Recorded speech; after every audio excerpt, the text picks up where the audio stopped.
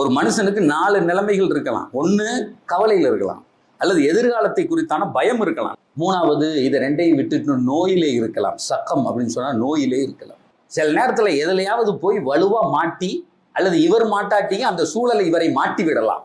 சித்தத்தும் இப்படி ஏற்பட்டால் நாயகம் ஸல்லல்லாஹு அலைஹி வஸல்லம் சொல்றாங்க, ஃபல் யகுல், அவர் சொல்லட்டும், அல்லாஹ் அல்லாஹ் ரப்பி லா ஷரீகலா, அல்லாஹ் அல்லாஹ், என் இறைவன் இறைவன் மட்டும்தான், லா ஷரீகலா, அவனுக்கு இணை இல்லை என்று சொல்லட்டும். அப்படி சொன்னால் பெருமானார் சொல்கிறார், என்ன தெரியுமா நடக்கும்? அவனை சுத்தி உடனே அந்த கவலையும் அந்த நோயும் அந்த அழுத்தமும் அங்கிருந்து எடுக்கப்படும். அதற்கு நேர்மாறான மகிழ்ச்சி தரப்படும். சார் எழுதி வைத்துக் கொள்ளுங்கள், கேன்சர்னு சொன்னாலும் போகும்.